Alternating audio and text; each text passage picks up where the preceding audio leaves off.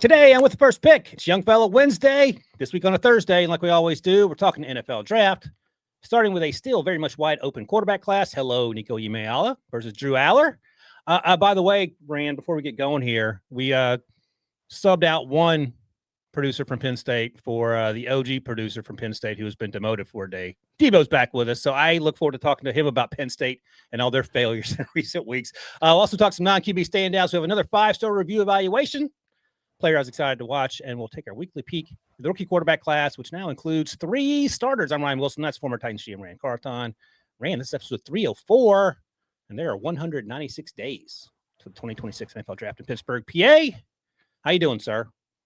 Good, man. Back in studio for the show. Debo, don't try to get me to stick around because as soon as we're done taping, I'm snatching off my equipment, and I had the Uber outside waiting on me. Beach is day. The Debo on Monday's show, I don't know if you heard the rumor, maybe you can confirm this. Rand has a golf cart waiting for him outside the studio there, and he just gets on the golf cart, rides to the door, and then someone carries him to the Uber. Is that still a thing? Yeah, I think he's got a helicopter just down the street as well. The Uber. It actually lands in the middle of the road, and they stop traffic and let me get on. Yeah, you know. I borrowed Messi's helicopter, so. Oh, I didn't know he had a helicopter. Appreciate it, Messi. I don't know that he does either. He probably does with that sort of money. He has a helicopter. He don't have Rand Carthon money, but he has enough money. Hey, Debo, how you doing, man? If he had Rand Carthon money, he would be looking for some alternatives in life. He'd be doing a podcast with me. That's what you're saying. He'd be doing a lot worse if he had my level of money. I'll take that as a compliment. A lot worse than me. Debo, how you doing, man? Long time no talk. Great. I'm happy to be here with you guys on Young Fella Thursday. Yeah, we hear it in your voice. You're down here slumming. I tell you what, it's been a rough patch for Debo, Eagles fan, Penn State fan. So, Debo, give us a heat check on how you're doing fandom-wise.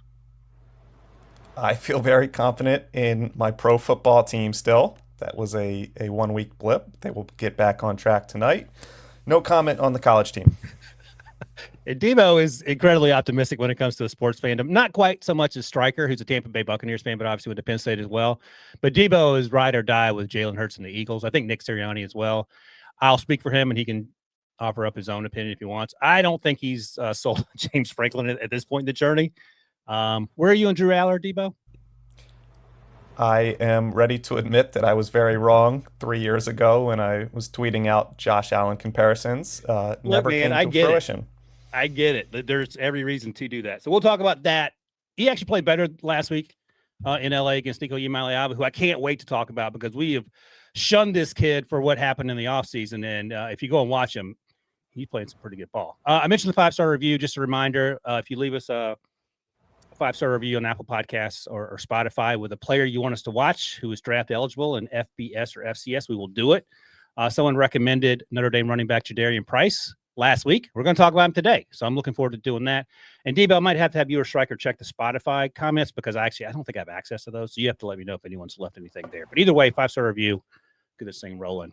Rand, by the way, before we talk typical Young Fella Wednesdays today on Thursdays, college and rookie stuff, I thought I'd hit you with some NFL news since it's had a little bit of it since we had our podcast on Monday. Trade deadline talk is up and at him. Your initial reaction, were you more or less surprised than Joe Flacco when he found out he was getting traded from the Browns to the Bengals, who Jake Browning single-handedly torpedoed that team into trading for a 40-year-old quarterback?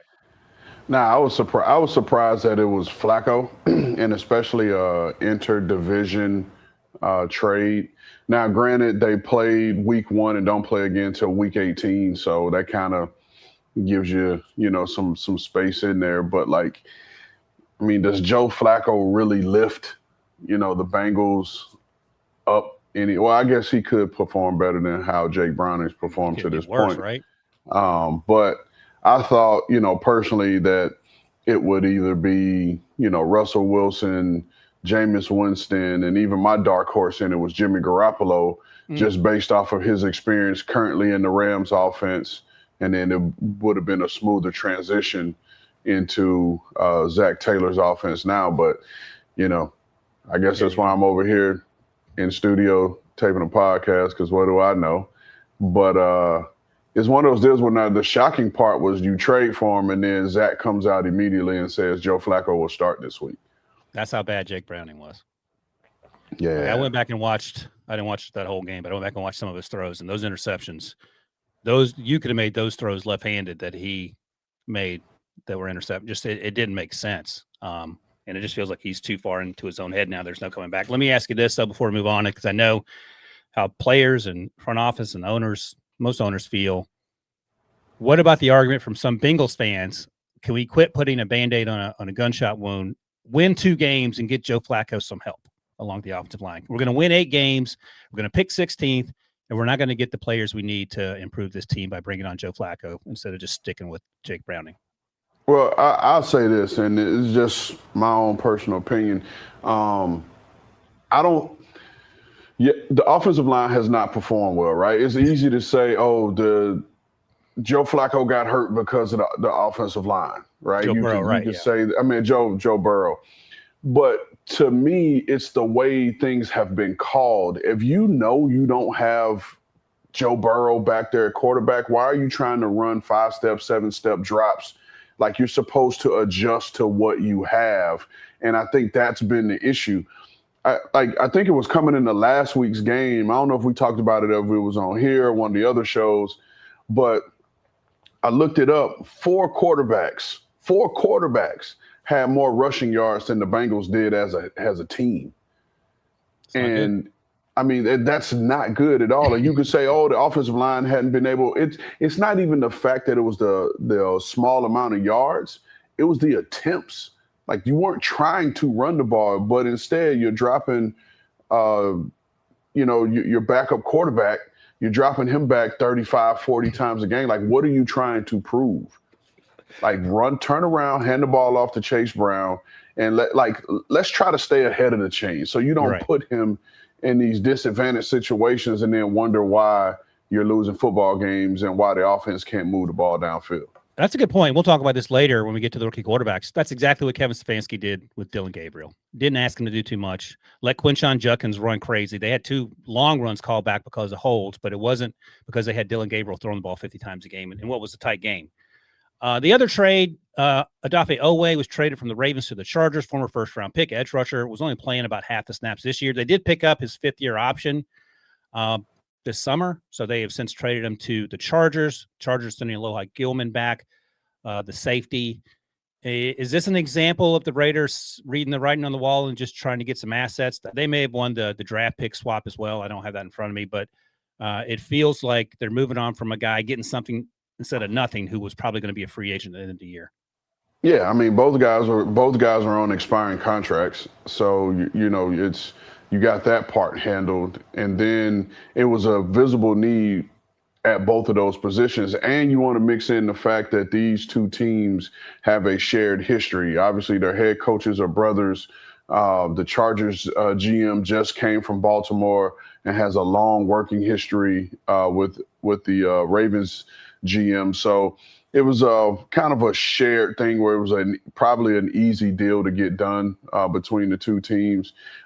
You've been without both safeties, and now you just have a hole there. Baltimore started, I think, a rookie safety last week alongside Malachi Stark. So you're just getting an experienced guy. And then if you look at the Chargers situation at safety, they paid Elijah Molden last year. You still have Derwin James. Now, Gilman has given them the ability to move Derwin around and take advantage of his versatility. But, it was a spot where you had 3 safeties and you're trying to figure out ways to get all 3 on the field. And you got a guy on an expiring contract that you're not going to have back. And then from the Chargers side of it, you need a pass rusher. You lost Khalil Mack. I don't know if you saw Jim Harbaugh. I don't necessarily agree with his evaluation of it, but he said Oweh reminded him of Khalil Mack. And I'm just assuming with the athleticism, the ability to drop in coverage part.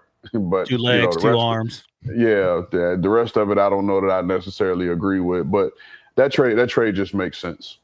Yeah, I love Jim Harbaugh, just his demeanor on the sidelines and sort of the quirky things he does. I also love that he wears grandma glasses. So maybe he mistook who Odafe Oweh was and thought he saw, right, he's going to push it up his nose. He always looks Like he's just a half step behind what's going on, but in reality, he's probably a couple steps ahead. He's fun, but I think the Khalil Mack comp is rich, but maybe he's trying to motivate Odafe Oweh, who was, I mean, I don't know if you're at the Penn State Pro Day. I wasn't, but I remember talking to people that said that the freakishness athletically. I remember talking to Scott that said Odafe Oweh thinks he weighs 210, not 245 or 250 with the way he plays coming out of Penn State. He just didn't know who he was, hadn't played a lot of football. If you unlock that, it could be special, but here we are in year 5, I think. But you know what, Ryan? That's our problem in scouting. We see guys like Oweh, and we see the long arms. We see the high cut, lean body. We see, because I think he ran like 4.39. It was like something crazy. Yeah. But then you turn on the tape and you look at the production, and the production wasn't there. You know, but and again, it happens. It's tried and true. It's, you got a guy that's 6'5", 245, 34-inch arms, ran 4.3, and there's always that one person in the building that says, "Oh, I can get it out of him." Yeah. And I'm like, as if the person that was just coaching him for the last 3, 4, 5 years couldn't get it out of him. You know what I mean? So sometimes something that Bill Parcells taught me, he said there are certain positions that it just translate, right? He said pass rusher is one of them. If you didn't get sacks in high school, you didn't get sacks in college, you're not getting sacks in the NFL. And if you look it up, it's very few guys. And he said the same thing about the running back position. The only guy that I can remember in recent times that didn't get yards in college, but then came to the NFL and was productive and got yards was Willie Parker. Yeah. And I think his college career was, hampered with injuries or whatever the case may be. He was playing behind someone, and I don't think he got along with the coaches. I think that's what happened. And so, but he was a super productive runner in high school. Right. Probably one of the all-time leading rushers in the state's history, if I'm remembering this correctly. But, you just have to stick with that, man. And because after that, when we as an organization put these lofty expectations on a guy, and then the guy doesn't perform well, then the first thing we do is we absolve ourselves and then allow everybody else to call the player a bust. I don't believe in calling players a bust. I put the onus on the organization and the person who made the decision to take them, because if you go back and you look at the tape and you look at it objectively, you're going to see stuff on tape that tells you that you shouldn't have taken this, person as high as you did. That's a good point. And it's funny now that shout out to Clinton, North Carolina, by the way, home of Willie Parker. But when you watch games on Sunday, Debo pulled up Willie's stats from UNC 2000, 2003. Had 285 carries over the course of his career there, averaged 4.1 yards, had 8 touchdowns. Never had more than 400 yards in a season. I mean, Rand got more carries than that in 1 year in Florida. Just take it. Yeah. Okay. Yeah. But it is funny. Baller. Like when you watch on Sunday and you see guys who can't missing and guys who are afterthoughts hitting, it just goes to show you that we don't know. And our biases play a big part in the evaluation process. And you can have one guy evaluating, you can have 50 guys evaluating. They're going to be biases. And the idea is to try to figure out how to minimize those and try to get it right. Because, you ain't talking about a widget. You're talking about a human being who has, dealing with a lot of stuff. I just saw something on Justin Britt. Remember Justin Britt, the offensive lineman? I think a former second-round pick. He retired 7 or 8 years ago, I think. This is in The Athletic. He was struggling with mental health issues, which isn't uncommon for guys who are athletes and trying to find out what to do next in their mid-30s. Started running, and now he's like a marathon runner. He found something to help him do what he's supposed to do. But he was dealing with all sorts of stuff off the field late in his career, and we don't account for that when we like to point fingers and say this guy stinks or that guy doesn't stink. So I think you're right, and I think that's important to remember. On that note, let's start evaluating some guys so we can determine whether we like them or not. I'm going to throw your advice right out the window. Going to start with the game last Saturday, which I was so excited to watch because it was Debo's Drew Allar versus UCLA's Nico Iamaleava. Last week we talked about Oregon, Penn State, in the game that Dante Moore outplayed Drew Allar. I thought Drew Allar played better this game, but if you compared him to Nico, and this is my first takeaway from Nico, and I went and watched 2 previous games for UCLA that they lost, where Nico played incredibly well. His base at the top of his drop under pressure If you put that side by side with Drew Allar, it's like watching Tom Brady, and I'm overselling a little bit, versus a rookie quarterback who's taking his first rep in OTAs. And my point is that Nico is incredibly calm. He actually gets through reads. He has a big arm. He's 6'5", probably 215. He's like Trevor Lawrence size, it feels like. He can run. He runs like Justin Herbert. I think he's a better athlete than Trevor probably is. And Drew Allar can do all those things, but the problem with Drew, it feels like, is that when the stakes are highest is when he is the least reliable. And I don't want to crush the kid because he is just a kid, and I know he wants to play well. But I don't think there's any comparison between Nico, the way he's played this year, and the expectations we've heaped on Drew Allar and his failure to live up to them. What do you think of that comment? No, I'm with you, and we talked about it in our summer series when we were going through the quarterbacks. Nico is a very talented passer. Like, he has a ton of talent. I think if you go back to when he was at Tennessee, that Tennessee offense for these quarterbacks, man, that stuff is hard because you don't realize that you have to be on the same page as these receivers because these receivers are converting routes and you have to be, on the same page as them. And because you can see slant based off of from your quarterback vision, and then the dang receiver runs a go, and now you're throwing a slant, and everybody's looking at the quarterback like he's wrong. But that's just a part of their offense. You're throwing it with the guys lining up on the sidelines virtually. Right, and those splits, those wide splits that they have. And so for him, he's now in a more structured offense. But the part of Nico's game I want to talk about that I didn't think he did enough of at Tennessee was running because he is athletic. He has speed. He can take advantage of green grass ahead of him. Now, I'm not saying that, this guy's the next Lamar Jackson or, even Justin Herbert. Like, I understand that comparison just in terms of the size and the athleticism. But like, even with Justin Herbert, sometimes you're going to run some design run stuff because he's a bigger man. Right. And Josh Allen, you can run some design stuff. Nico's just not a big man, but you talk about having a loose arm and all that. He has all of that. The issue is, I think he's been so in his head about wanting to be a passer and be in the pocket and be like, sometimes you have to use your athletic gifts through the course of playing the quarterback position, if that makes sense. Right. Yeah. And then now you become a threat, and then now that opens up things in the passing game. And then with Drew Allar, and we talked about this over the summer, for everything and every fault that Drew Allar has, I just don't think this Penn State offense is conducive to a quarterback putting up big numbers. And I, for one, have been the person that has said they should lean on those two horses in the backfield, ride out with those guys, give Drew Allar, some high percentage throws and don't leave the game in his hands. But to your point, like, he played better this week as compared to the Oregon game.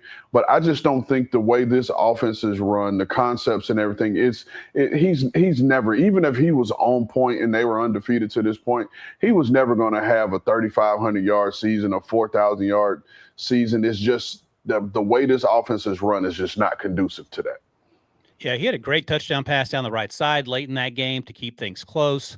But just in terms of comparing him to the way that Nico played and the calmness with which Nico played and the arm strength, they both had big arms, but the arm strength and accuracy that Nico showed down the field, the anticipation, the base from which he throws, all those things to me stood out as positives. And it's funny because if you just hadn't followed UCLA up until last week, shout out to Jerry Neuheisel, by the way, great job in his first game as OC.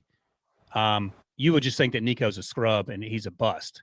I'm going to tell you, Nico right now is a top 50 player for me. I don't know if he's going to come back or transfer or do whatever. He's still pretty young. He has a couple of years eligibility left. But he has outplayed Drew Allar, Cade Klubnik, Garrett Nussmeier, certainly Arch Quavius, who we can't talk about. And Carson Beck has actually played well. And we'll talk about Carson in a second. But Carson and Nico have done more for themselves this fall, I feel like, after faltering expectations previously than anyone else. And I know the concerns are this. When you talk to folks, it's the family involvement. And that doesn't necessarily have to be a bad thing, but it can be a thing. Let me ask you as a GM, when you know that you're going to have to hear a lot from people outside the organization associated with a player, and to the point where it's a distraction. How do you manage that, and how do you determine whether that's a player worth having to manage? I'm gonna say it in the best vernacular that I can. I ain't got to deal with the family on the NFL level. I don't have to. And I know I said I ain't, but on the NFL level, we don't have to. In terms of like, what is his dad going to call and say to the head coach of an NFL team? What is he going to call and say to a general manager of an NFL team? Are they going to transfer? Like, the rabbit has the gun in the NFL. We don't have to. I don't have to schmooze you to get you to. I make the decision on whether you want. We want you on our team. Was Caleb's dad considered an issue? Because I know some teams said, we don't care. We're not worried about Caleb's dad. And obviously there was a bunch of reports before the draft about Caleb's dad wanting an ownership stake and all the other stuff. I don't know if those are confirmed or not. My question to you in general is, were there any concerns about Caleb's dad? No. And I for one, I've never, I mean, we talk about it, right? We talk about it in meetings. About family involvement. Oh, dad is a helicopter dad or mom's a helicopter mom. We talk about that because that's the information that we get from our sources at the school. But I've never been one to subscribe to the fact that the parents are like, there's no family at practice during the regular season. Family comes to practice during training camp when we have open practices. Right. And then after that, there's no family at practices.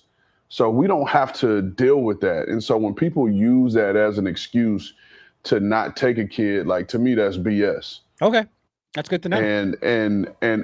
But again, that's just me, and for some people that may factor in. Now, for one, I did like to have relationships with the families, because having a relationship with the family allows you to surround the player with the support. Right. And that allows you to be able to maximize the support that you're getting. And then just having just a genuine relationship with the family gives you better insight on how to take care of the player. Right. So that's the part that I personally like to do. Not everybody did. We draft you, see your mom at the game. Oh, that's your mom. Hey, ma'am, how you doing? Mm-hmm. Keep it moving. That's just not the way I operate and go about my business. Yeah. But from the standpoint of, Ryan Wilson calling me saying, hey, why isn't my kid playing? Like, come on, bro. Like, no, we don't do that at this level. Knowing my kid's level of athleticism, I would never call you with that request. I'm not going to let you come for my nephews like that today, man. I'm keeping it a buck. You know what that means, Debo? No, never heard it before. These fools made fun of me because as an old person, I didn't know what that meant. Top 50, is that too rich for Nico for you? Nah, from a talent perspective, I don't think so. Okay. Debo, hold your ears here. Put your fingers in your ears. I'm Drew Allar for me is like day 3. Like I don't want to call it Shedeur situation, that if you don't take him in the top 30, then you're going to have a bunch of stuff swirling around the ether, fair or not, if he's always the backup.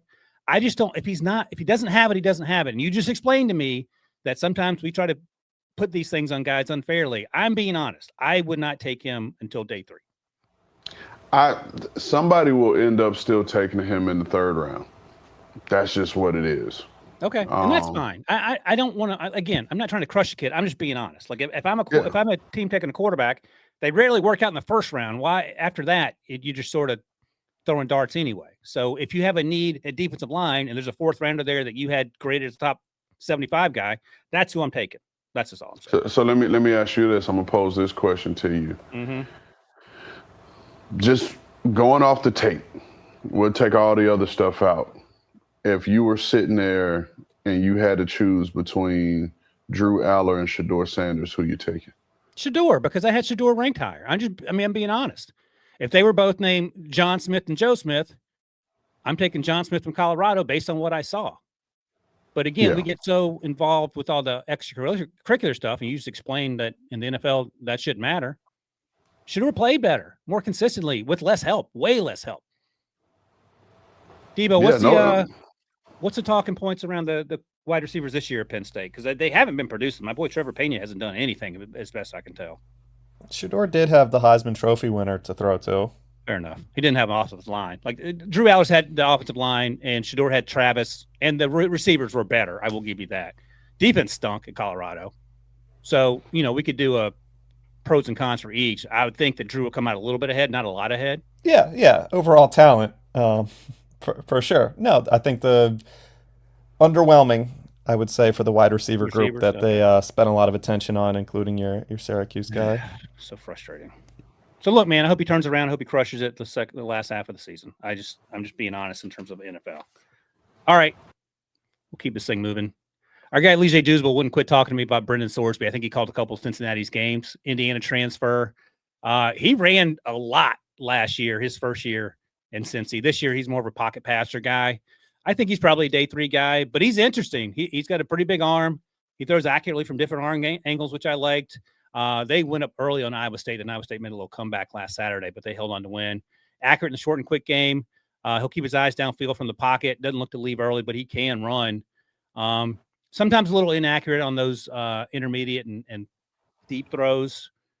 I don't know if that's a knock against anyone. Everyone struggles for the most part with deep ball accuracy, unless you're Russ Wilson or Devo's Jalen Hurts at this point. But he was fun to watch, and I was surprised because I hadn't put eyes on him until the other day.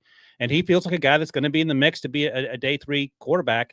I think he can come back to school if he doesn't choose to do that. Yeah, I mean, I see everything you saw, and the stuff I'll say, but he just didn't really fire me up. and again, you talked about it, and we were talking about the other guys and having biases. Because when it was particularly looking at these quarterbacks, like I want to see the whole picture. And so you go back, you do a little bit of research, and you dig a little bit deeper. And I start looking at, really just the stats. All right. So I watched, the game, but then you go back and you look into the stats part of it, and you start to look at his completion percentage against top level competition. And it was significantly lower than what you would like. Like even this year to the Nebraska game, it was 52% completion percentage. Yeah. Even Iowa State, 52 completion percentage. And then up until this year, he doesn't have a winning record as a starting quarterback. And so all those things, in my opinion, factor in, because at that quarterback position, in my eyes, you have to show a history of winning and being able to win. Right. And I just don't think he has that part to overcome his physical limitations, in my mind. So even if you're taking him as a day 3 pick, you're taking him as a day 3 pick to be what? Like your backup, your third string? Yeah, developmental. Which at this point you can take another player who's going to be able to contribute, whether it's, a reserve offensive lineman that has, 2 or 3 position flex, or a corner or receiver, running back that can give you some special teams help. You know what you're doing, rather right? have that. You use my Drew Allar comment against me. I just said the same thing about Drew Allar. He's speechless, Devo. I don't disagree with you. And I think a lot of times we overdraft these quarterbacks because of the people you're talking about that can fix these players, where you might be better off drafting to fill other needs with better players. I think we agree on that. And I would take Drew Allar over Brendan Sortsby all day. Don't get me wrong. Oh yeah, like that's not even because I even understand what you were saying when you said a day 3 pick. You're not talking about, like, if Drew Allar is staring you in the face in the 6th round, you're taking him. Oh, right. Yeah. You know what I mean? But I know you were probably more so talking about 4th round, taking him in the 4th round. And when you say day 3. Yeah. So I followed you. I knew exactly what you were saying, but because that's why I said somebody's going to still take him in the 3rd. Yeah. Yeah. And I think you're right. Yeah, that's right. It's just, I want to see him play better, and I'm sure he wants to do the same. All right, Brendan Sorsby, keep doing what you're doing. We'll bring Rand around. All right. This was a Rand request. You love this guy because we talked about him after week 0. Tommy Castellanos, the Florida State quarter. What's wrong? No, I'm just going to preface it by saying this was a good quarterback matchup. Carson Beck. What I mean? Carson Beck versus Tommy Castellanos. You know what I mean? And really just gave us the ability to talk about one game that had two good quarterbacks in it. And that was my thought process on that. I will say this. Tommy Castellanos, I love his competitiveness. I love his confidence. But ever since that week one game has kind of been trending the other way. And again, we're not talking about Tommy Castellanos as a, potential day one pick. He's 5'10" at best, 5'9". He's athletic, but he's been turning the ball over a lot. In these recent weeks. What is it? 2 straight losses, the Virginia loss and now the Miami loss. I don't know how you lose Virginia, but correct. And then, on the other side, Carson Beck, who I think we all, if you look at it, we all can see the physical ability, but it was the other stuff coming out of Georgia that you weren't quite so sure of. But you talk about a guy that's playing with a high level of confidence right now. That I didn't see it at Georgia. I didn't see the confidence at Georgia. I saw a guy at Georgia who felt like he played like he didn't want to mess it up. Mm-hmm. He didn't want to be the guy to mess up. And I get it. It's a ton of talent around that place. And I don't know what they're doing down at the University of Miami, but you go from Cam Ward to this guy, and you just see a different level of confidence, different level of command. I think when you watch Cam Ward, you knew that Cam Ward was running this Miami offense. I think when you watch Carson Beck now, you are 100% certain that Carson Beck is running this offense. And he just looks like a completely different dude from a confidence level standpoint to me. We'll talk about Cam in a little bit as well with the rookie quarterbacks. But I think, and Cam, so you can correct me where I'm wrong here, Cam is different in the sense that it feels like he could get run over by a steamroller. He's going to get up and complete the next play. Like nothing seems to affect him above the neck. But Carson Beck is a normal NFL caliber quarterback. Mac Jones struggled with that. Sam Darnold struggled with that. Daniel Jones struggled with that. And confidence is so incredibly important when everyone's at the same level. Cam's a little higher because just the way he's wired. But we saw Caleb struggle with confidence. Bryce Young struggled with confidence. So my question is, if you're Georgia and you're Kirby Smart, and maybe it's not your job, maybe there were some people that he rubbed the wrong way, Carson Beck on his way out of town. Maybe his girlfriend was a distraction, Lamborghini, whatever. But when you get to Mario at the U, how important is it to make sure your most important player feels confident to do his job? And where's the line between coddling and enabling and holding people accountable? Because if your quarterback doesn't have confidence, you're not winning football games. No, 100%. And I think that was because you got to remember, too, when Carson Beck arrived on campus in Coral Gables, he was hurt. That's and right. He had the elbow injury, had surgery, so he couldn't throw those first couple months, I'm assuming, when he was on campus. And so that allowed Cristobal and his staff to kind of pour into the mental part because he couldn't do anything physically. And so now you have the opportunity to pour into the mental part just in terms of teaching him the offense, but then also giving him the confidence to be able to run this offense and be around and just be a guy. And I think the University of Miami has always had a standard when it came to confidence and when it particularly came to the quarterback position. As many great players that have come through that program, we oftentimes forget how many good quarterbacks have come through that program. And it was almost like the quarterback was separate from everybody else. Like, the U for their swagger and everything else that they have, but those guys had a different level of respect for their quarterback. Like, you don't touch my quarterback. You don't talk about my quarterback. My quarterback is different. We need that guy. So I think there is a level of when they have a real guy, you lift them up a little bit higher and put them on a little bit of a pedestal because that breeds confidence. Because to be in that program and around some of those players, if you're the quarterback, you do have to have a different level of confidence than the rest of those guys because they're going to bring it on a day-to-day basis. And it's a fine line because I've told this before, but I remember talking to Spencer Rattler at the Combine, and he admitted he was incredibly immature coming out of high school and, the documentary that showed him being an a-hole and all that. And he grew up as someone who's age 18 to 21 got benched in Oklahoma for Caleb, left for South Carolina, and played well under some pretty tough circumstances. And, he's a starting quarterback in the NFL now and playing well enough to hold off Tyler Shuck. So, I think it's a balancing act between allowing young men to grow up and then also instilling confidence when it's needed. I mean, you can't let people just run roughshod over you. And maybe that's what Georgia was saying. We don't need the headaches that come with Carson, if that was the conversation. But he has certainly reinvented himself in Miami. Well, I'll say this, and this is just my opinion. I think he's better than the guy they're currently playing with at Georgia, and I know they like that guy and his ability to run around. But Carson Beck is a better quarterback than Gunnar Stockton, in my opinion. I agree. And so again, I have not tapped into my sources at the school to kind of see what's the ins and outs of Carson Beck, but hey man, all I know is the guy's playing lights out right now.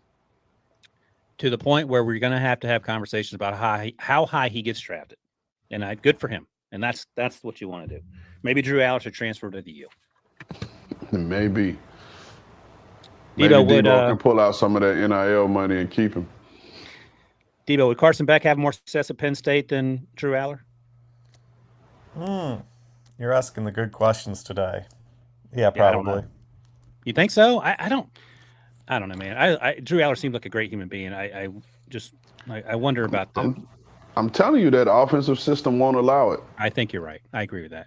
All right, before we take a break, you talked about Tommy Castellanos, who's a lot of fun to watch when he's hitting. You have 1 day 3 pick. You can pick the round, and you have 3 players on the board. Who you taking? Tommy Castellanos, Haynes King, Diego Pavia. I would probably take Castellanos because I would move him to another position because of his athleticism, his speed, his ability to run, his confidence. Like, he'll figure it out, whether you play him in the slot, put him at running back, even try him at nickel or whatever. I just think Pavia is just a solid, good quarterback. Yeah. I think Haynes King is just a damn good football player. I just don't know what else he could do outside of quarterback. Haynes can run a little bit. I think I might lean towards Haynes, but I'm not going to hate on Tommy Castellanos. I think Diego Pavia, you signed as a UDFA to run your scout team and to make life incredibly miserable for the first team during the week of practice. And I say that with the utmost respect. I don't think he's going to. He could prove me wrong. I don't think he's going to be an NFL starter, but a great college player. And as you've said before, you can be a great college player and go on to do. Nothing wrong with it. Go on to do great things in other walks of life. All right, let's take a quick break here. When we come back, we're going to talk about some of our favorite college football players that are not quarterbacks from last week's action. We'll do that right after this break. Only CBS Sports can bring you big time during the heart of Saturday afternoons. It's big time. It's big time. It's big time. It's big time. On CBS and streaming on Paramount Plus. All right, Rand, here's a phrase I never thought I would say during Young Fellow Wednesdays. Let's head out to San Diego State. Chris Johnson, cornerback, and he was put on my radar because CBS Sports Network did the San Diego State game last Thursday, and the moment I turned it on, he was making a play, a PBU down the field, and I'd watched 3 or 4 of his games previously. This is one of my favorite players that I didn't know who he was until 2 weeks ago. He's 6 feet, 183, 182 verified, so he's a little light. Size is fine for a cornerback, plays mostly outside. He does not know he is 182 in the same way that Devin Witherspoon didn't know that he was quote unquote undersized. He's one of these cornerbacks that will hit you in the mouth, and he will do it on the perimeter, getting off blocks. He will do it coming down as a force defender against the run. He does not care, and he is actually really good in coverage. I don't know how fast he is. He plays fast, so I don't know if he's a 4.55 guy or a 4.4 guy. It doesn't matter. On tape, he plays plenty fast enough, and the physicality – that's the thing that translates to me, because you can be a great cornerback, but if you're getting like the questions with Travis Hunter, he weighs whatever he weighs, 180. He's going to get pushed around by A.J. Brown, and that makes sense. This guy, Chris Johnson, feels like he is going to go toe-to-toe with 90% of outside X receivers and be okay. So he was a pleasant, fun surprise. Right now, midway through the season, I'm day 2 all day long because this cornerback class, I think, is like the quarterback's class. You can throw a name in a hat. But I don't know if you had a chance to watch Chris Johnson, but he was exciting. Yeah, I mean, like you said, I like when I say the size, I like the height. I think obviously he can get a little stronger just because of the lack of bulk if you will. But I thought he was instinctive, an instinctive zone corner. I did like him more in zone than mirror match man type stuff because I think his recognition skills are really good. But it's like you said, because that's my second note on here. It's like I don't know how fast he truly is, but when you're instinctive and you can anticipate, it makes you look, feel, and appear to be faster than what you're going to time. So I don't know what he's going to time, but it's not going to hinder him on the field, if that makes sense. It's almost like Will Johnson. And that's the thing that kept coming up in my head. Like Will Johnson, remember Will Johnson. Like Will Johnson was instinctive. He was smart. He just knew how to play the corner position, could, his recognition skills, understand concepts, understand what they're trying to do to him. And there's going to be a time where you have to go man, and there's going to be a fast receiver that can stack him at the line of scrimmage and run by him. Like that's going to happen, right? But for the most part, he's going to be on top of his guy in coverage and be able to make plays on the ball, which we've already seen. But we got so caught up in his time, speed, or the fact that he didn't run and what that meant. So that's watching this kid was just like, remember Will Johnson. Remember Will Johnson. Like you always say, don't overthink it. Because look, I go back to Sherm, and I get it. Richard Sherman was 6'3", 190 plus pounds. And Sherm was probably a 4'6" guy. He'll probably get mad at me for saying that and probably pull out the receipts that he ran 4.5 something else. But Sherm wasn't known for being a vertical stride for stride deep ball cover guy. But what Sherm was plenty instinctive and conceptually smart in terms of how he approached the game. And he played in a heavy cover 3 system. Yep. And you talk about a guy understanding and knowing who he is and what he is.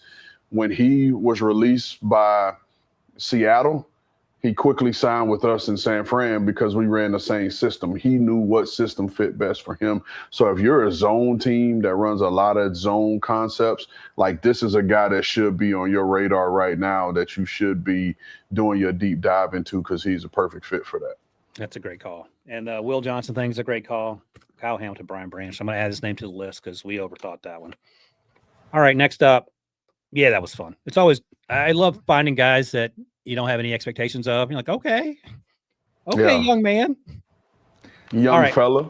Young fella. That's right. I got that was the layup. I missed it. I airballed the layup on that one.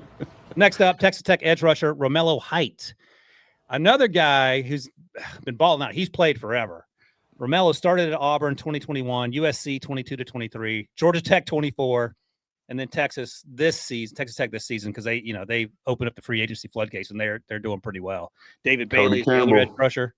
What's that? I said Cody Campbell. That's right, your guy. So Romello's number 9. If you're watching them, number 31 on the other side is David Bailey, who we'll get to as well. He transferred in, and he's having a great season. So we're going to have to start the conversation. You would not know this watching Romello play, and this is the Houston game. Where he's been disruptive every single week. If you're listening, Devo, just put a picture of Romello pressuring the quarterback. Here's the issue, Rand, and maybe I'm overthinking it because if I'm just watching him play, this is not on my radar whatsoever. Verified 6'2", 228, mostly 9 and 7 technique. He is unblockable. His bull rush is as good as any bull rush you will find outside of Reuben Bain Jr. So knowing just what I've told you, where are you going when I tell you the verified numbers? Well, no, I have my last note on here is lack of size is a concern. That was my last note on here. Here's one, and because I was just watching the game the other night. James Houston. Yep. James Houston, probably similar measures if you want to look it up. 6'2", I think he might have been 235. But he's a guy that all he's ever done is get to the quarterback. I think he had a sack or a sack and a half the other night in the game. So there are certain guys that you can get away with. I played with Robert Mathis, and this guy isn't Robert Mathis, but Robert Mathis was like a verified 6'1.5" and was maybe 230. Now, as time go on, you grow into your grown man body, your metabolism slows a little bit. He'll by the time he physically measures in, whether it's at the combine or pro day, like he'll be 230, he'll be between 235 to 238. He'll be that. But this kid, man, you talk about a high motor, effort, good first step, twitch, and he's a little tight, but he does have some wiggle to him, to set up moves. And he was a fun watch. I will say a negative for me is the amount of times he's transferred. So that I was would going to be ask like you about that. So the NIL age, that's still a question when you have 4 different schools on your resume, isn't it?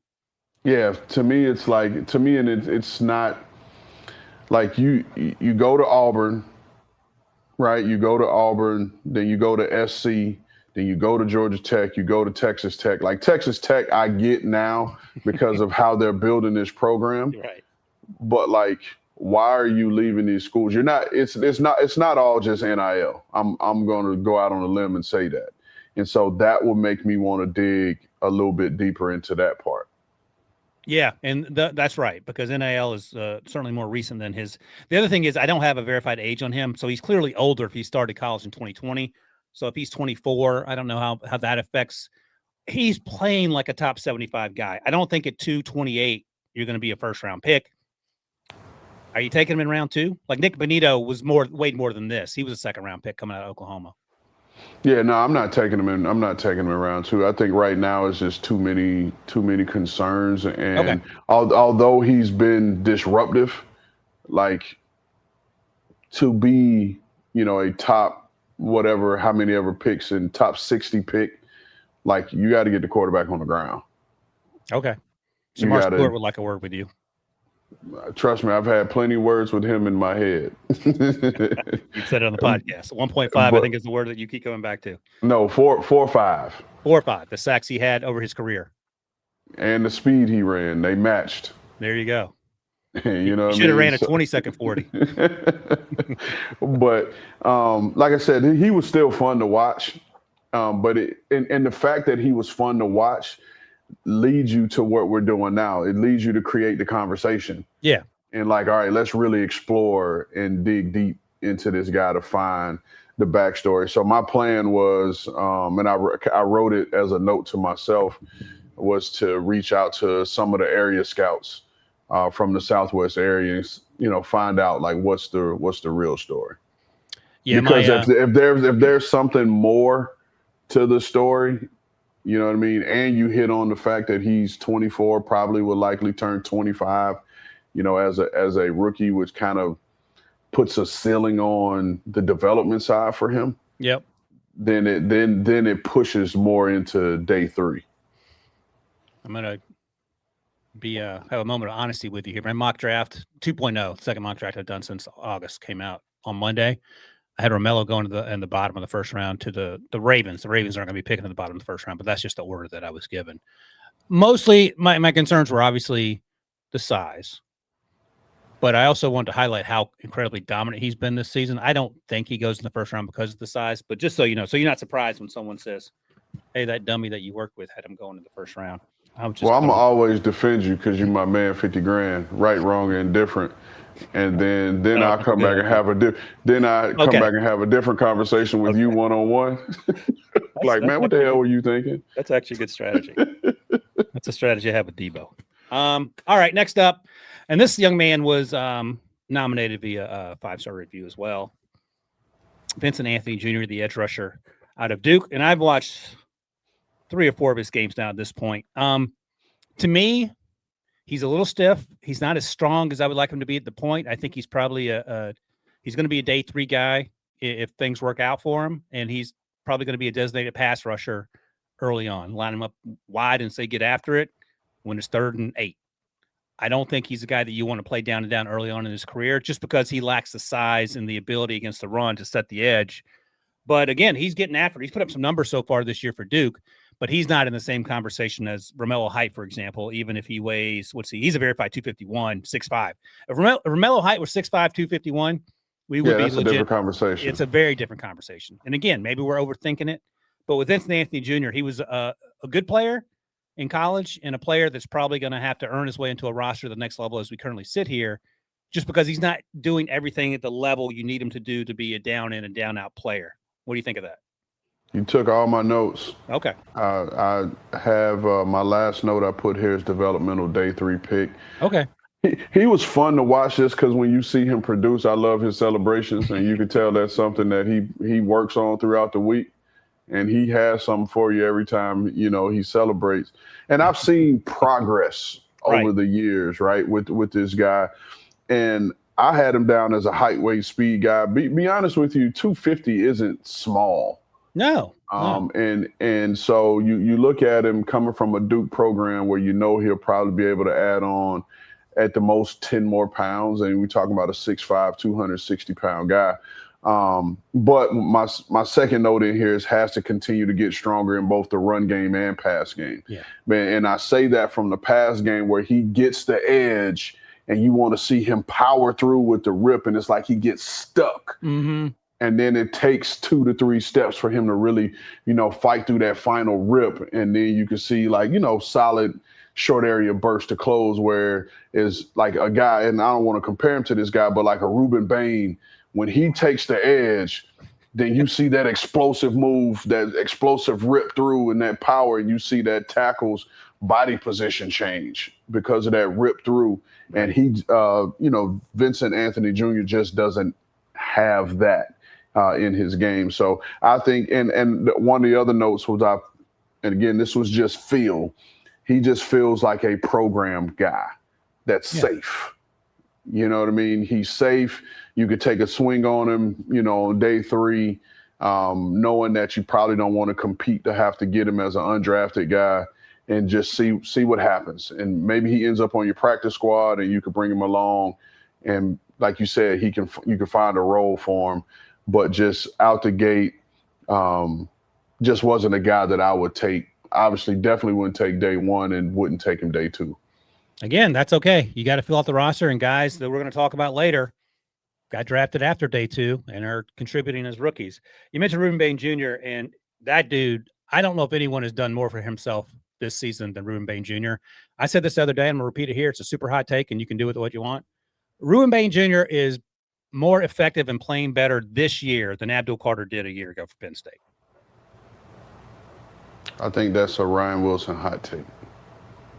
So if you had, we've seen a little bit of Abdul Carter, but not a lot. If you had the 3rd overall pick right now and you needed an edge rusher and you had Abdul and Ruben Bain, who are you taking? I'm taking Abdul Carter. I'm not thinking about it. Not thinking about it. All right. And because you gotta remember this too. Like what we saw out of Abdul Carter last year was his first year at that position. That's true. That's right. That's right. And so I'm leaning more towards, now that is what you talk about developmental and has upside. And he dominated in his first year at that position. He did. Right. And then you mix in the fact of the versatility. He's played off ball. And now you can get creative with your packages depending on who else you have. And having a guy with that type of versatility allows you to put your best 11 on the field. Yeah, that's right. I'm not going to push back on that. I'm just suffering from recency bias, and Ruben Bain's been so dominant. I said, let me put this out here and see. All right, 1-1. We'll see. We'll revisit this in 4 years. I'll tell you what, if you posted that on one of your socials, you'll get a lot of engagement. Maybe Devo can have the social team cut this up, and we'll see. All right.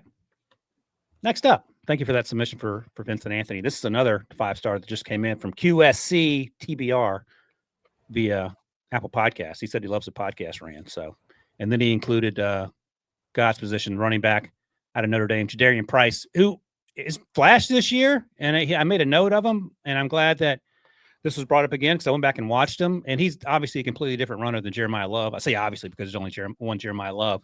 I will say this: he runs with more patience and better vision than Jeremiah Love has for the first half of this season.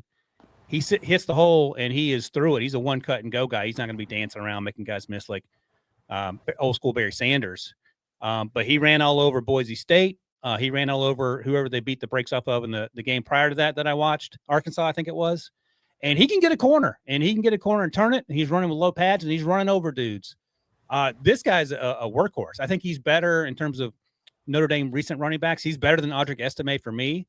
I think he might be in the Kyron Williams conversation in terms of value to a team at the next level. Kyron didn't run that well. He's a great blocker. They do not use him whatsoever in the pass game. I think he had 0 targets last year. He has 1 catch this year. So I don't know if that's a function of him not being able to catch, or they just don't choose to do it. But that's something you would have questions about. But I would take him early on day 3 as we sit here. If you just need a runner, a workhorse, and feel okay about it, we're early in the process. We'll get to all the running backs in due time. But what'd you think of Jadarian Price after getting a chance to see him? It was super cool and creepy at the same time to see his name come up on the list. Because then, and I didn't text you about it because I couldn't remember if it was you. I had a conversation over the last 3-4 days about Jadarian Price. Oh, okay. And the person is in the business, and I just can't remember who. So if you see this, text me and say you had the conversation with me. You have an old man moment. But the conversation was Jadarian Price is actually a better runner than Jeremiah Love. That's a hot take. Put those two back to back, Evo. That was the conversation that was brought up to me. And so I was like, I got to watch this guy. And then in the process, his name comes up for us to talk about on Young Fella Thursdays. And I'm like, this is really God's position. This is, and so watching him, and I'm looking at my notes, a compact built instinctive runner with good feet and contact balance. And you talked about running with low pass. He sees 2, he splits 2, he gets his pads down. And this is a guy that's always falling forward. Mm-hmm. And that was my second note. He finishes going forward. And I saw him, he had the big kickoff return, 100 yards that he took to the house, and you see some big explosive runs. I still question the true home run speed. Like, he's not going to beat Jeremiah Love in a track meet, right? If they ran a 40 or ran 100 or a 60, like, Jeremiah Love is going to win every single time. But I agree with you 100%. I think that Jadarian Price is a more instinctive, runner than Jeremiah Love. And again, I can't remember who I was talking to because I kind of used some of my comparison for Jeremiah Love as Leonard Fournette, because I thought Leonard Fournette had the same kind of above average, adequate vision coming out, where you saw him run up the back of his blockers. Now he'll run up the back of his blockers, bounce off, and then you see the speed to take it, and it looks like a great run. But when you're studying it, you're like, damn, he missed a hole, or he missed a read, and it was right there. Whereas I think Jadarian Price doesn't miss that. No, and he is patient. And you've talked about this too. I think you said one of your running back coach explained it to you like this in college. But he's patient behind the line of scrimmage, and then he hits the gas. It's not Mike Loxley. What did Mike say again? Patience to it, explode through it. That sounds a little better than what I said, but yeah, exactly. Yeah, so the fact that he doesn't catch is curious. That he returns kicks also tells me he can catch. So I don't know what the reason is there, and that's something we'll have to dig into. But in terms of the running back, he's got it. I mean, he reminds me a little bit of what the Browns asked Quinshon Judkins to do. It's just be a workhorse. Quinshon's ran super fast, I believe. I have to double check. And, he got drafted in the second round, and he can catch the ball a little bit. But in terms of, it's not going to be a Jahmyr Gibbs, Jeremiah Love style of running. It's going to be between the tackles. And if you need to bounce it, and just run over dudes. You know who the first person that came to mind when I was watching this guy run and the way he ran? Who? And he's probably going to shoot me for saying this. But the first person I thought about was Damian Harris. Why? What's wrong with that? No. There's nothing wrong with that. But, shout out to my man Dame, because Dame was super productive. Yeah. He's a super productive runner. It's just sometimes when a back personally, they don't like to be compared to, I see. Other people. And I'm going to text Dame as soon as we get off and tell him to watch Jadarian Price. But watching Jadarian Price run, I was like, dang, this guy kind of, the instincts, the feel, the not as a necessarily like a shakedown guy, but has those subtle moves to like slip guys. Yeah. Reminded me a lot of Damian Harris. All right. I didn't know what you were going to say. Yeah, Damian should be excited about that. And a lot of worse names you could come up with for that. All right. Let's take a quick break here. When we come back, we're going to turn our attention to the NFL rookies, starting with the quarterbacks, and we'll do that right after this break. Hi. Novocaine? Novocaine! Novocaine is now streaming on Paramount Plus. You're gonna love this. Oh, you're strong! It's wildly entertaining and an absolute blast. I'm in. Novocaine, rated R, now streaming on Paramount Plus. All right, Rand, let's talk these rookie quarterbacks. Let's start with Cam Ward. I talked about it at the top of the show. He ain't afraid of anything. He keeps throwing on time. Held a couple balls too long, whatever. He made some big boy throws. And I mean, like, Hall of Fame quarterback, Aaron Rodgers, Tom Brady, Drew Brees, Peyton Manning type throws, especially down the stretch, that 47-yard laser to Calvin late in the game stood out. He had some – the other laser to the down the right side to Calvin as well. And then don't forget that throw to Gunnar Helm. And then the Gunnar Helm throw came right after that. Yeah. The toe tap down to the 1 yard line. Great catch by Gunnar as well. So you've seen some involvement from the rookies. The rookie tight end out of Texas. Iamaleava had a drop early in the game that he probably wishes he should have had on a ball that maybe Cam doesn't throw. But whatever. I have zero notes for the way Cam Ward is playing. I was actually thinking about it going back to the last few draft classes. The only quarterback as a rookie who's played close to this and exceeded it because they were winning football games. But all the 5 or 6 or 7 that have followed, C.J. Stroud, rookie season in 2023, and then Cam Ward's number 2 for me, even though the results until last week in that Arizona win have been L's. But you should feel, I say this every week, you should feel great if you're a Titans fan about the quarterback situation. Yeah, no doubt. And you just got to keep surrounding him with playmakers and protecting him up front. I think everything is there. Like you mentioned, he ain't afraid of anything. He's not backing down. And it was just a point in the third quarter of that game, especially. And I'm not going to kill him again. It's a new week. Yesterday was Wednesday, so it's a new work week. So you move on past all the stuff that happened last week. But after the DeMarcado blunder, I was like, I don't think Arizona's going to close out this game. And even though things weren't going the way the Titans wanted it to go on offense, to me, they just never felt like they were out of it. It just never felt like they were out of it. And then once Cam found that rhythm, then he was like, okay, here we go. Yep. And then you get the score, and it's like, here we go. And then for them to get the ball back with a minute and some change or whatever the case may be, and then you saw a couple of those throws, I was like, yep, this is it. And for Cam to get his first win in that type of fashion, like you said, like Titans fans should be encouraged.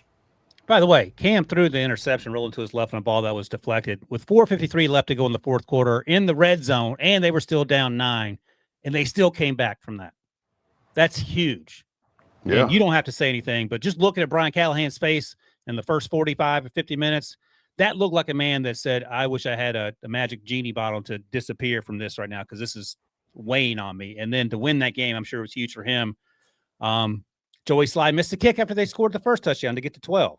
Missed the extra point, but he comes back and wins the game for him. So finally things appear to be going their way, and it certainly starts with Cam. Big game for him.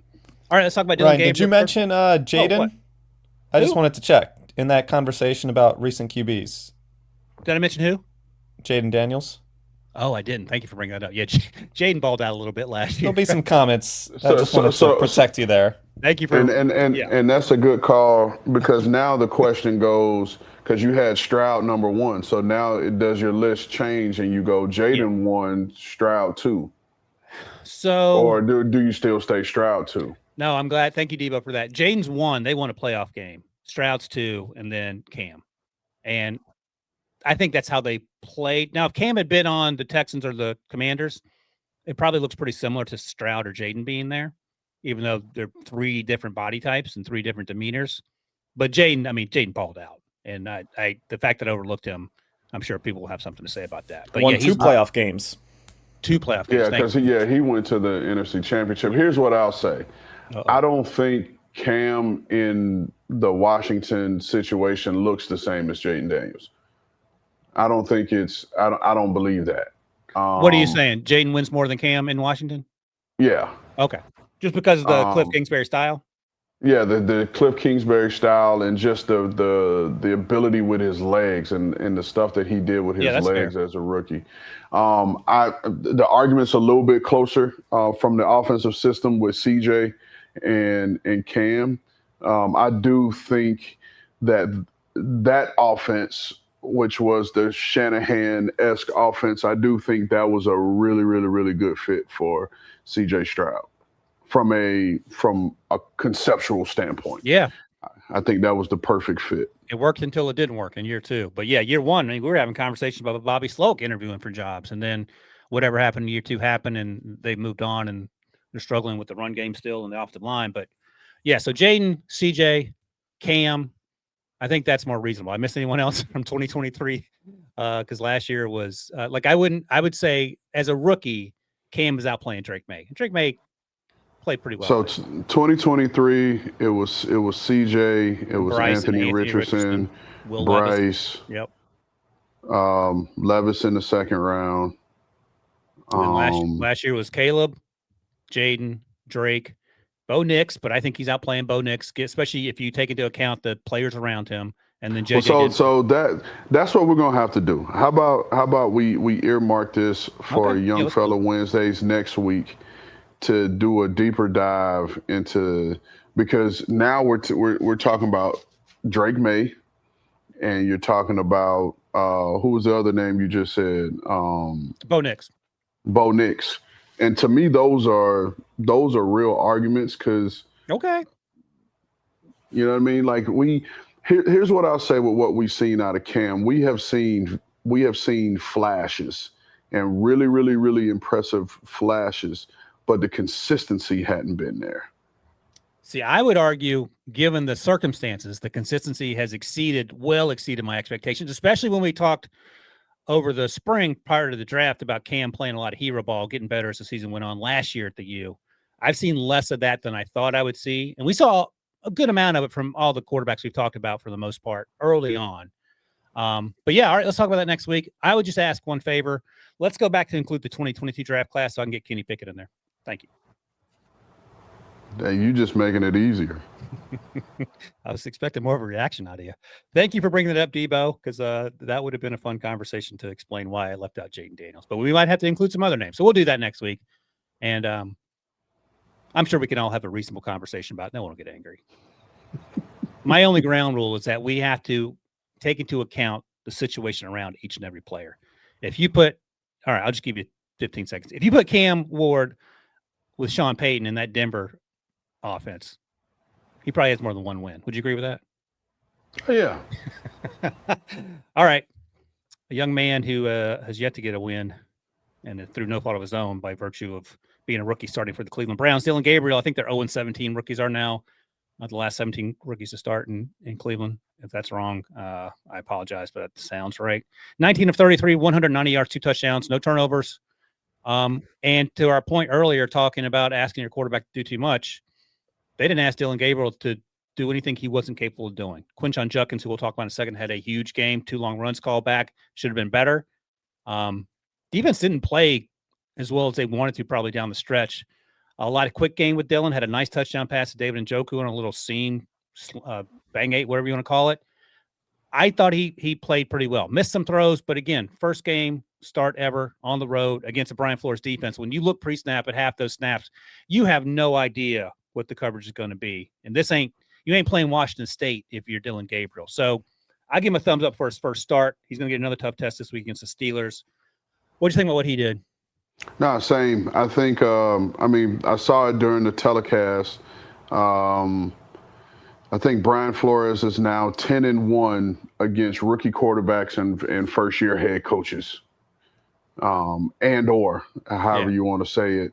And so I know there are some Brown fans that are aggravated with the way the game was called. I didn't see not one single problem with the way the game was called, especially for your first start.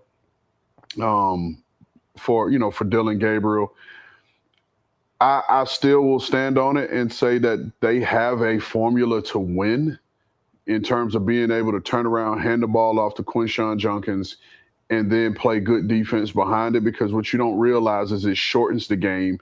It keeps the other team's offense off the field, and it doesn't lead to high-scoring games because I don't think the Cleveland Browns are equipped to play a fast break up and down the field type of game right now.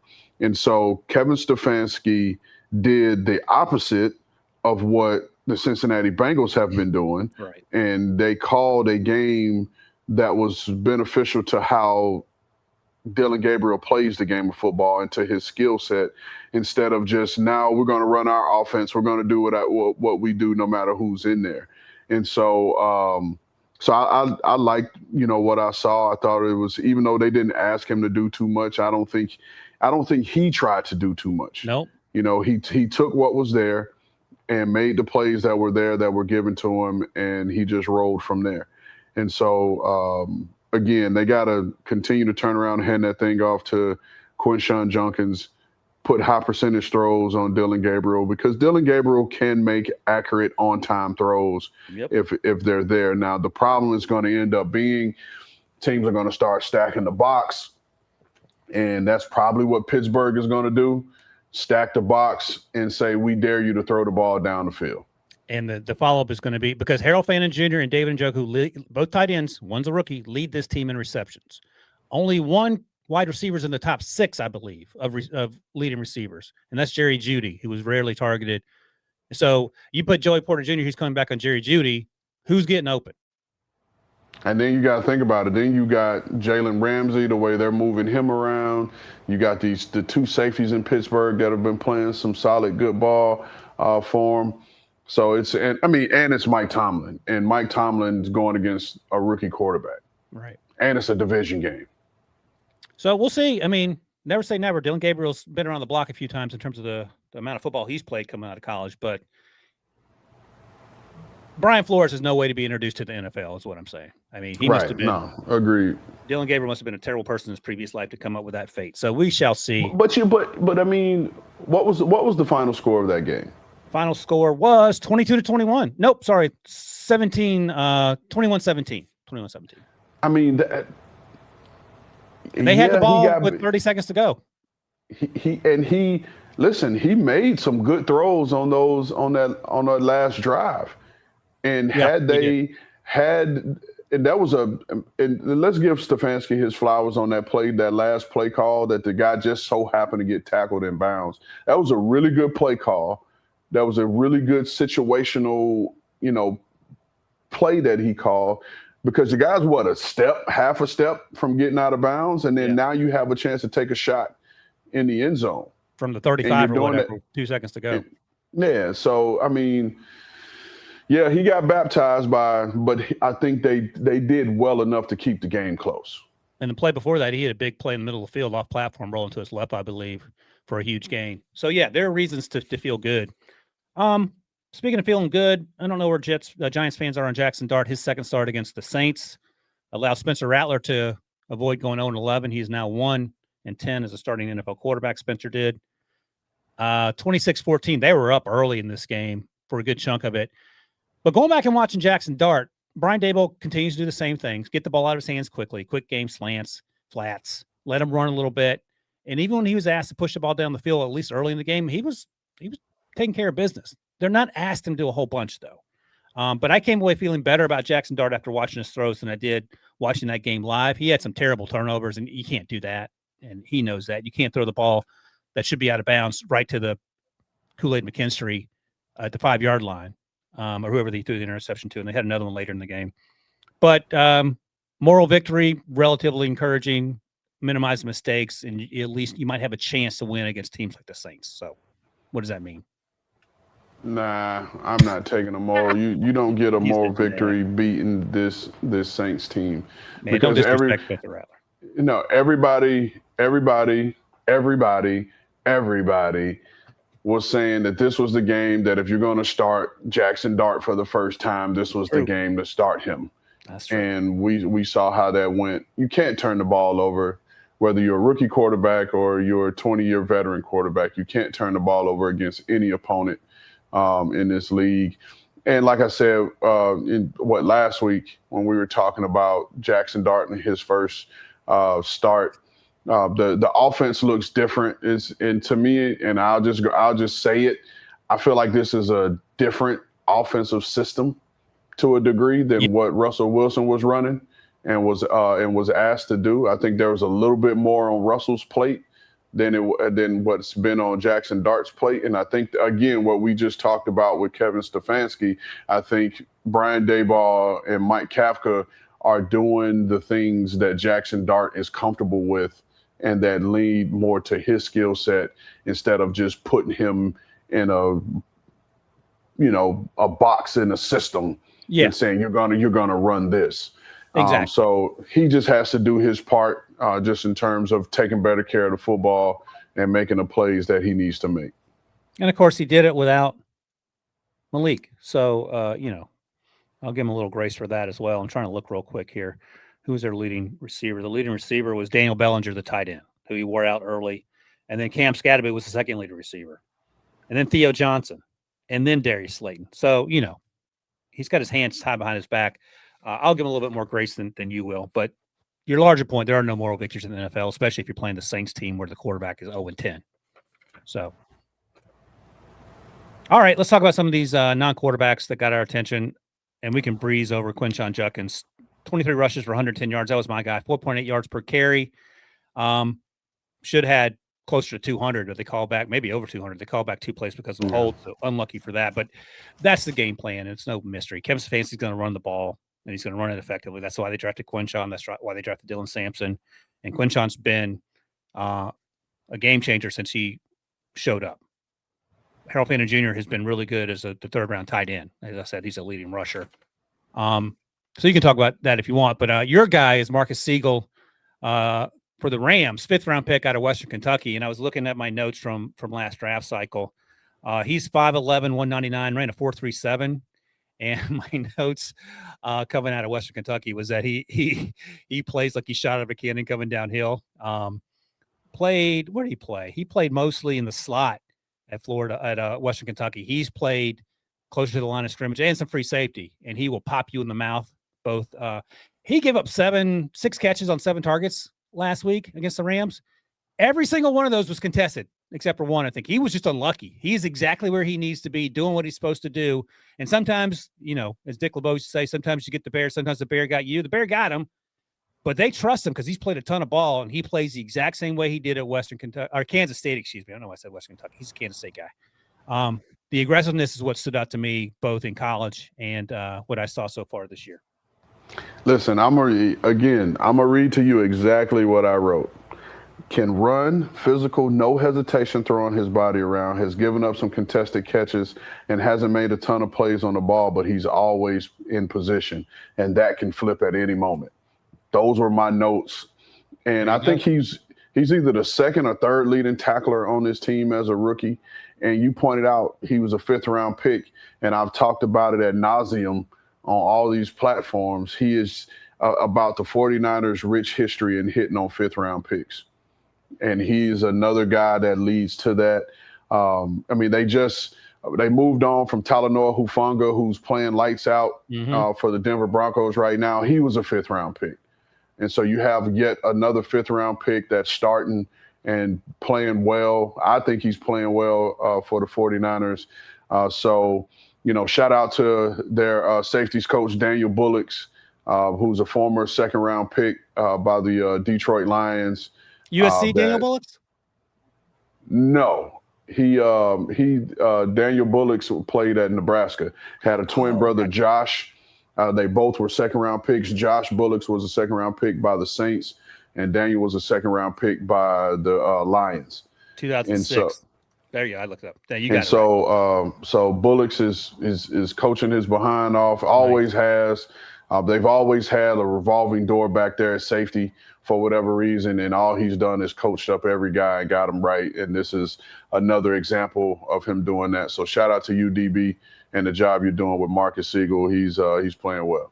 Absolutely playing well. By the way, in case it's not fresh in your mind, 2006, that was Daniel Bullock's draft year. 4.38 at 6'1", 212. Okay, DB. I didn't know you had wheels like that. That's moved. 38-inch vertical as well. So he had the goods. That's great. Yeah. Good thing. I'm glad you gave him a shout out, and shout out to Marcus Siegel as well, because he has been balling. He's been on the field a ton a lot of those rookies in the secondary who they drafted have played a lot. They drafted some guys up front as well. Michael Williams was their first round pick. I'm sure we'll get to him at some point. That's all I got, Rand. Another successful podcast in the books. You doing the Cabbage Patch there. Debo, thank you for joining us. Did you have fun? Bring back Thanks memories? for having me. Should do this more often. Yeah, I would love that. I don't get to see Debo anymore now that Rick used to say he's up in the ivory tower wearing his hard shoes, is what Rick calls Sunday shoes. The Ivy Tower. The Ivy Tower, yeah. He said every other word. The Ivy Tower in his hard shoes. All right, that's it for us here for a Young Fella Wednesday on Thursday. We'll be back next Monday to do the pod, and then Young Fella Wednesdays. And I don't know if you know this, Rand, we're doing a mock draft on the show next week as well. So that to look forward to. Got him doing the shimmy shake again. Thanks to all you guys who watch and listen. Leave a 5-star review. Want us to talk about that on iTunes or Spotify. Thanks to Debo for producing this time. Thanks to my guy Rand. We'll see you guys in the next one.